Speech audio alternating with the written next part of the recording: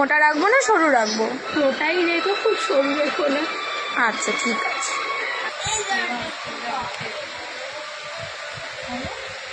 আস্তে লাগছে। আস্তেই তো করছি, আমার কত বাবা, আমার তো তুমি করছো, আমার তো লাগছে।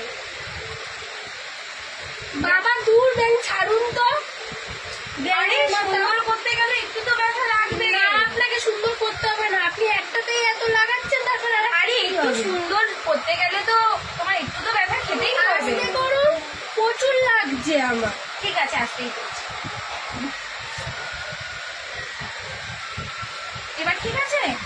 লাগছে কিন্তু আপনাকে বলছি আস্তে করতে। আচ্ছা ঠিক আছে, তুমি একটুখানি দেখে নাও এটা।